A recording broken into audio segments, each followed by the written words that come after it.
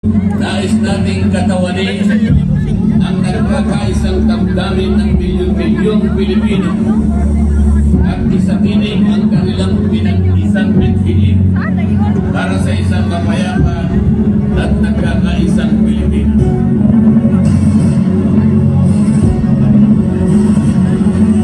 Hindi pa tapos ang pagbiyak ng mga puso natin dahil nagpapatuloy pa din ang kasamaan habang nalulubog na ang inabunayan. Itawat ni Marcos ang atong bomb reserves. Sa kapatuloy na oral arguments sa 89.9 billion peso transfer ng boto ng Philippine Health Insurance Corporation sa National Treasury, muling binusisi ng mga maestrado ang paggamit ng ahensya sa pera mula sa mga kontribusyon ng mga miyembro nito.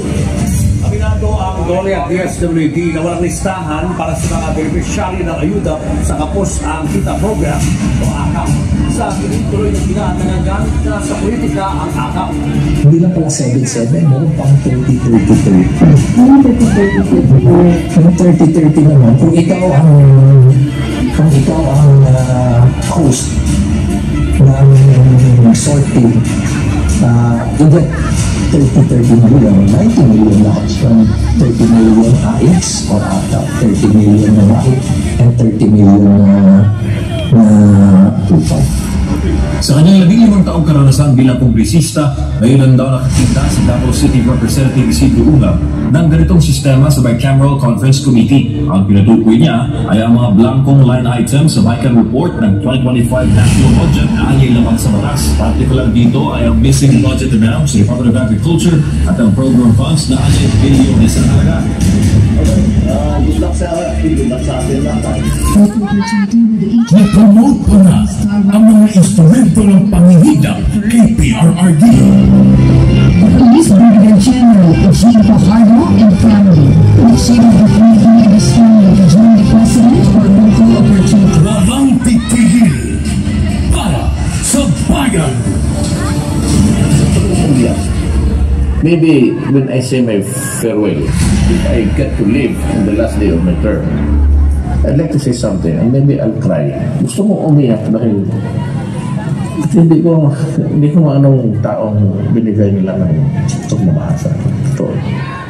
You can save the Philippines. And now vote Duterte.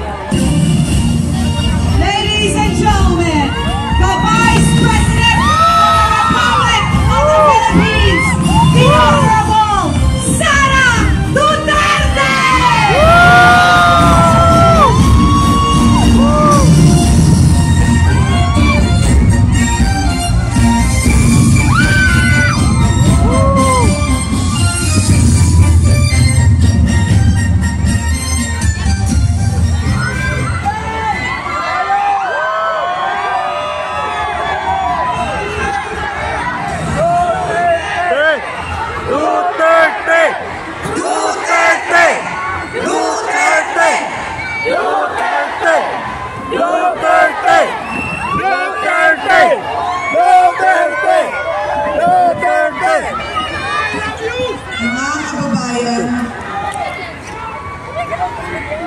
Assalamualaikum warahmatullahi wabarakatuh. Madayaw, umayong gabi kaninyong tanan. Magandang gabi sa inyong lahat. Una na sa lahat, ialay natin ang pasasalamat sa Diyos para sa araw na ito. Pangalawang pagpapasalamat ay sa inyong lahat na nasa ilalim ng ulan, gutom, walang ayuda, naipit sa traffic, hindi pumasok sa trabaho. trabaho. Ngunit ibinigay ninyo ang panahon para sa aming lahat ngayong gabi. Maraming salamat sa inyo. Ang susunod na pagpapasalamat ay sa PDP dahil binigyan nila ako ng pagkakataon sa rally nila ngayon. Maraming salamat sa inyo. Ang sunod na pagpapasalamat ay mula kay Pangulong Rodrigo Duterte. Sa inyong pagmamahal, sa inyong patuloy na suporta at pagdarasal na siya ay maibalik dito sa ating bayan. Maraming salamat. Ang susunod na pagpapasalamat ay mula sa akin sa patuloy ninyo na suporta sa akin at sa aking mga kasamahan sa opisina ng Pangalawang Pangulo. Maraming salamat. At ang huling pagpapasalamat ay mula sa aming pamilya. Dako kaayo ang amuang utang nga kabubuton kaninyong tanan sa oportunidad na ginahatag ninyong kanamo na makaserbisyo sa ato ang nasod. Daghang salamat. Ang pwesto na kinatatayuan ko ay hindi para sa akin. Ito ay para sa Pangulong Rodrigo Duterte. Pero tinawag ako ng tadhana dahil kinidnap ang tatay nating lahat. Yeah!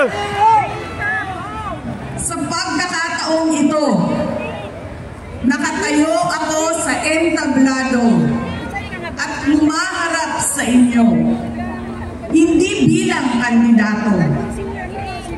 Ako si Inday Sara, isang botanteng nagmamahal sa ating bayan at natatakot para sa ating kinabukasan. Mga kaigsuunan ko, iniibig ko ang Pilipinas. Iniibig ko kayong mga Pilipino.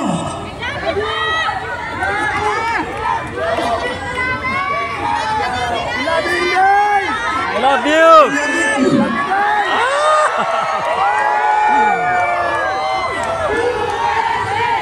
Duterte! Duterte! Duterte! Duterte! Duterte! Duterte! This election will decide the future of our country.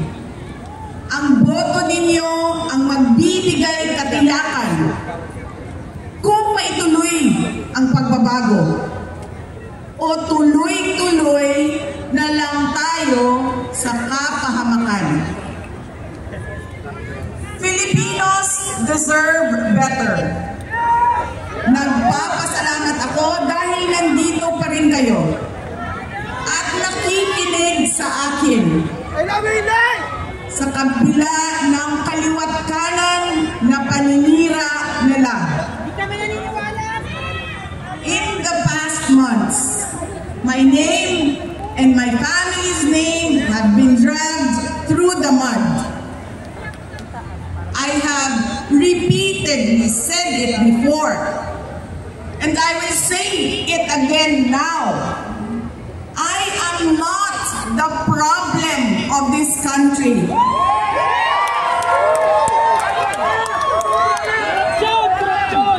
Hindi ako ang problema ng Pilipinas. Yes! Hindi Duterte ang problema ng Pilipinas. Yes! Sino nga ba ang tunay na makikinabang kung tuluyan ng burahin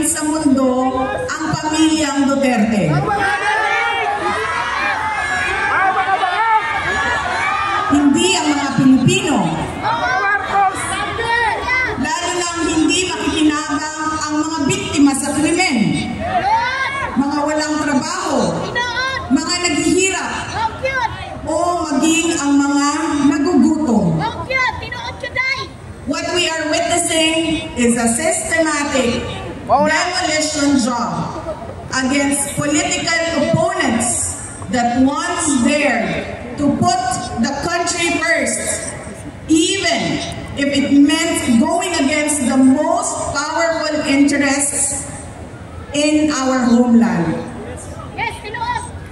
Sa kasamaang palad, iniluklok natin ang isang leader na walang kakayahang maintindihan ang tunay na kalagayan ng mga Pilipino. Yes!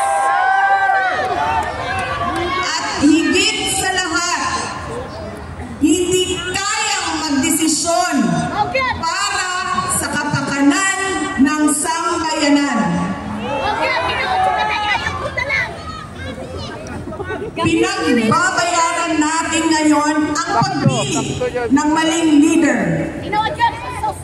Nakikita natin ang lantaran at walang pakundangan paglabag sa ating saligang batas. Pinamumunuan din tayo ngayon ng isang taong patuloy pa rin tumatanggi, sumailalim sa isang pampublikong hair follicle drug test.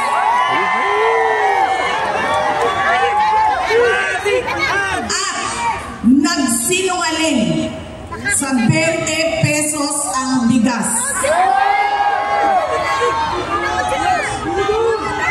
Ang masakit pa, nakuha nilang kidnapin ang dating Pangulo.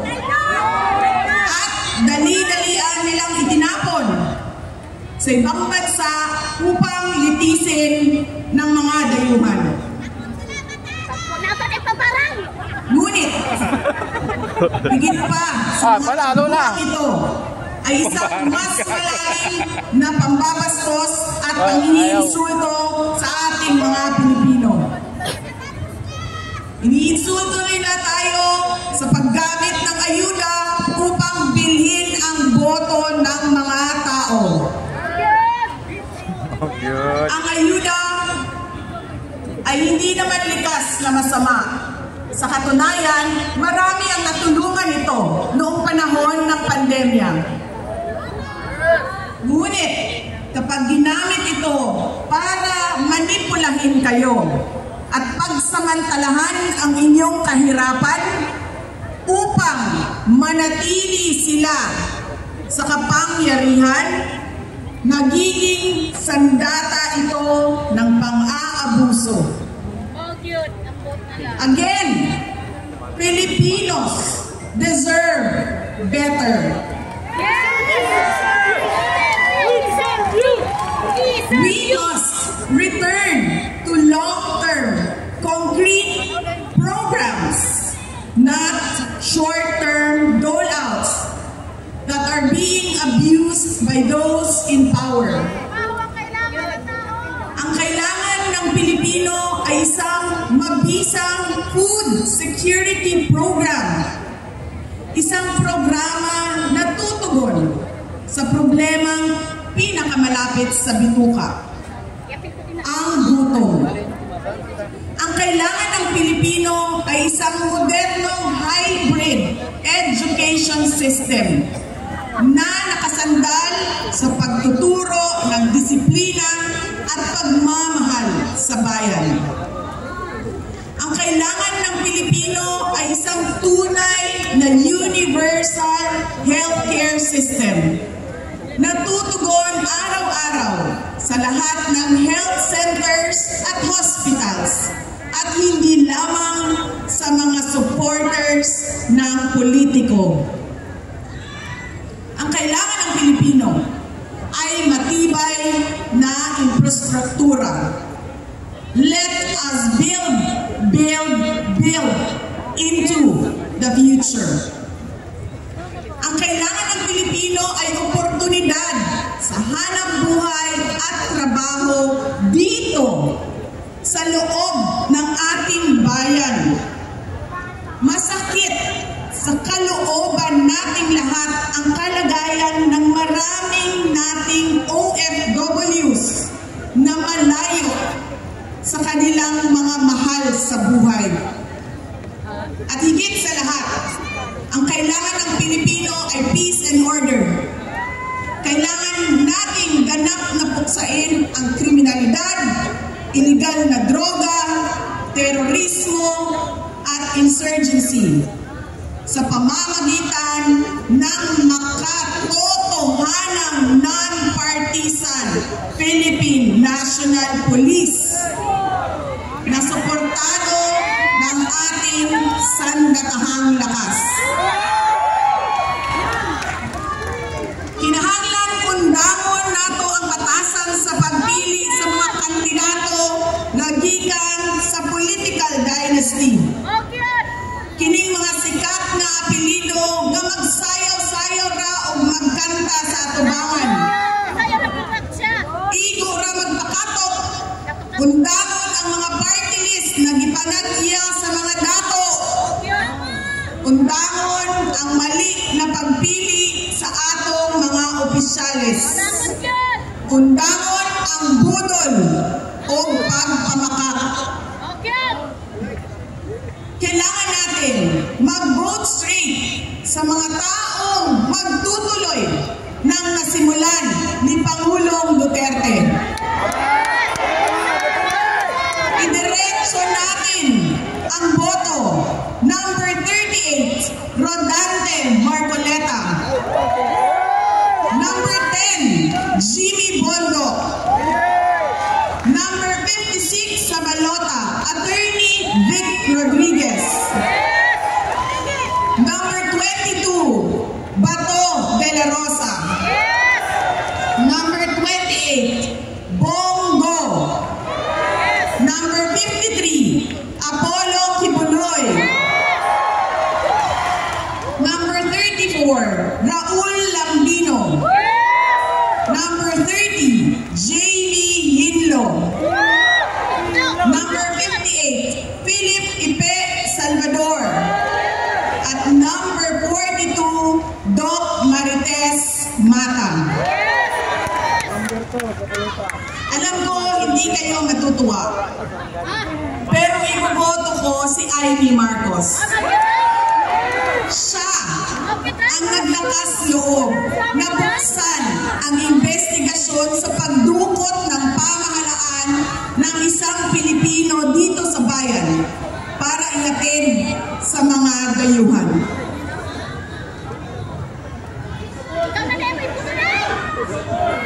Iboboto ko rin si Camille Villar dahil sa kanyang karanasan bilang mambabatas sa House of Representatives na makakatulong sa isang tunay na pagbabago sa Senado.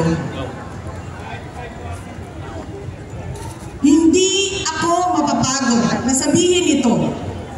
We Filipinos deserve better. Tunay na kapayapaan at kaunlaran na hindi lamang para sa iilang politiko at mayayaman. Kaya sa May 12, kailangan natin maging mapagmatya. May mga ulat at bulong-bulungan na may mga kumikilos na sa iba't ibang parte ng ating bansa. Mga papala na maaaring nagsisimula na ang malawakang dayaan sa halalan ng alyansa. Ang binuong alyansa ay isang mapanganib na pagsasanib puwersa ng isang administrasyong walang kakayahan, mga elitistang liberal at mga tinaguriang makabayan na ang tunay na hangarin ay manatiling mahirap ang taong bayan. Isang alyansa na handang ibalik tayo sa kadiliman ng narco-politics sa bangungot ng Typhoon Yolanda, kung saan ang mga Pilipino ay iniwan sa ulan, sa gutom at sa kawalang malasakit. Ito ang alyansang muli nais nating alipinin gamit ang kahirapan, kasinungalingan at kapangyarihan. Sa May 12, bumoto tayo ng may buong dangal. Bumoto tayo let us show the world that no amount of vote buying or cheating can suppress the fury burning in our hearts. Time and again, you have heard me say, God save the Philippines. Ngayong Lunes, bumoto tayo ng diretso and let us all save the Philippines. Ako si Inday Sara Duterte, isang botante. Syukran.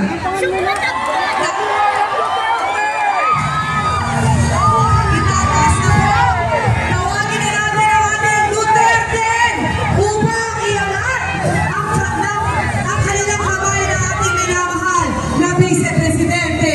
Numero 10, Jimmy Pondo. Numero 22, Pato de la Rosa. Número 28, Senator Bongo. Número 30, Jamie Hino. Número 34, Raúl Lampino. Número 38, Rotante Margoleta. Número 53, Pastor Apollo Kiboy. Número 56, Attorney Vic Rodriguez. Número 58, 58, Nagisang Philip Salvador. At número 42, Doc Richard Mata. Kasama ang ating PDP Laban Duterte! SRB Senator Robin Padilla.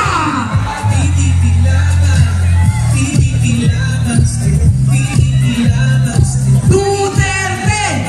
Duterte! Duterte! Duterte! Duterte! Nakikiusap po ako, i-on po natin ang mga flashlight natin. Dahil kakantahin natin ngayon ang Pilipinas, Duterte pa rin!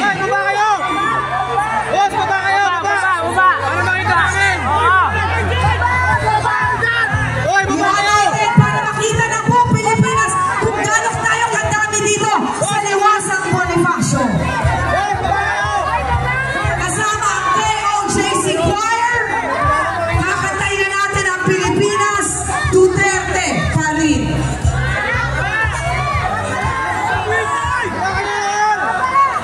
Baba daw.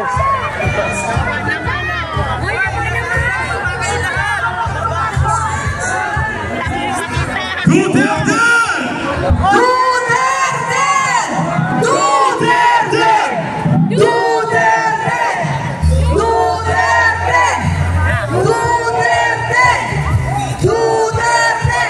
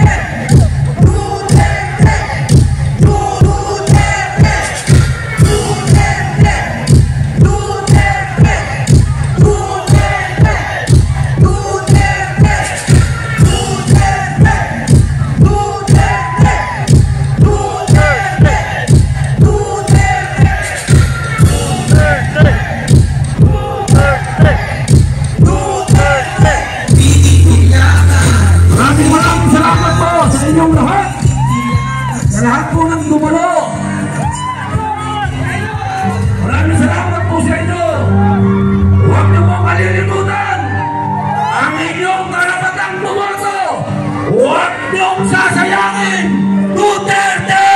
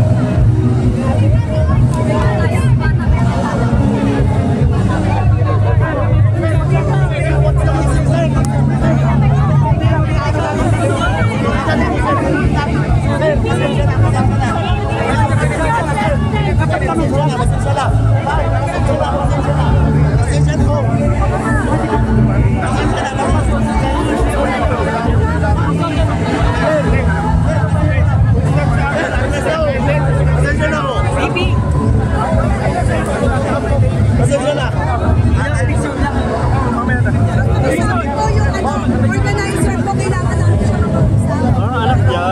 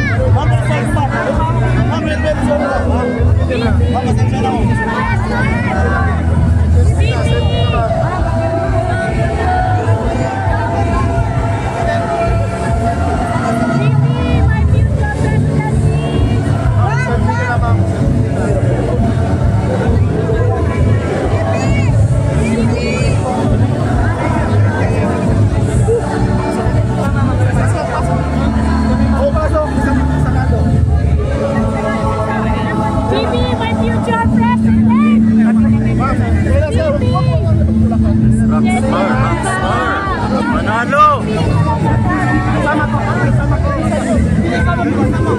Pinagkakaguluhan ng walang bayan. Panalo, panalo. Sir, magpasensya nyo na ako. Okay lang. Pwede naman magbigyan ng lahat, pero kinakailangan nyo natin sulit na Biblia. Opo. Pasensya na po. Opo. Sana maunawaan nyo. Sige po.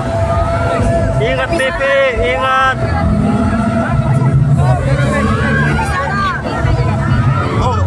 Kung gusto nyo, picture ko naman.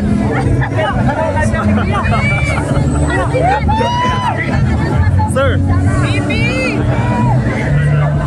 Sir, pag-ilahin mo kayo, ready na Ay, lako.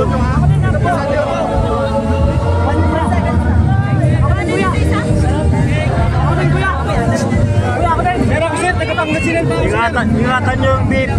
Ingatan nyo! Maging presidente pa yan! Sir, ako din po sir, taga-Mindanao ako sir, taga-Alusan sir.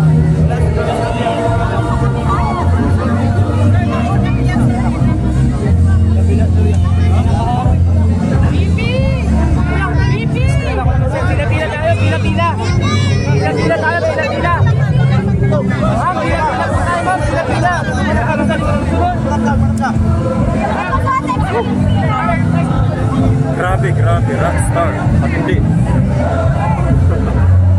Total ulit ng ganito, ulan. Grabe.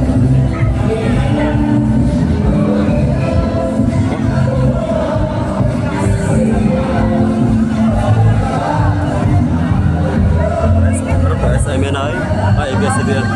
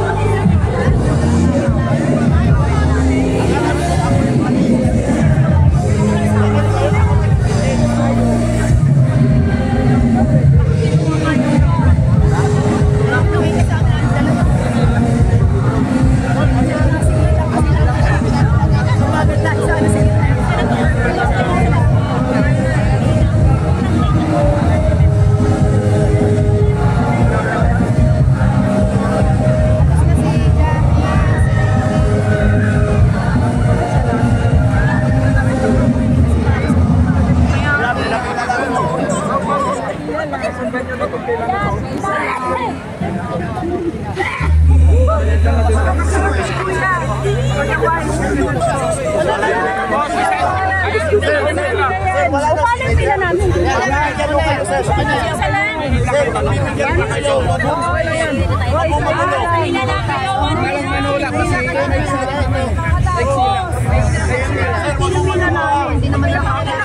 Sampo ba yung pila? Bigyan niyo kami. Ma'am. Oh, ito ba? Pila sa likod. Tulungan sila. Mga yung kasama namin. Pila, mga kababayan. So, wala ako. Huwag kayong aanap sa mga nandito. May mga nandyan po doon kayo.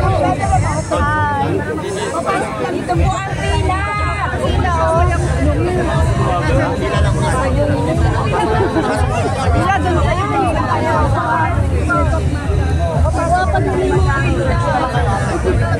Nakikiusap po. 1 by 1 lang po. Para makatapos tayo lahat.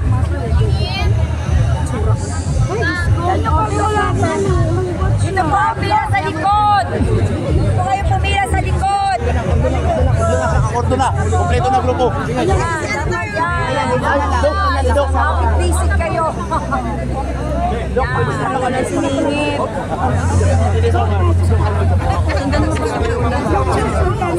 Wala. Gusto mo magpa-picture, punta po kayo sa likod. Pinahin mo yan.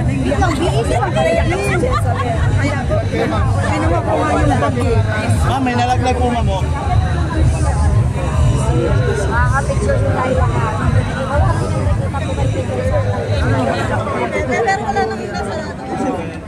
Ma'am, pwede pa i-ayos lang ho ng linya. Isang linya lang po kumari. Ma'am, isang linya lang po kasi isang tao lang po ang isang tao. So ma'am, ayusin lang ho natin yung pila, no? Pakiayos lang po para hindi yung magulo. Ma'am, dito lang. Dito na linya, wala to. Dito kami, sir. Dito kami. Isang linya lang para hindi magsasama.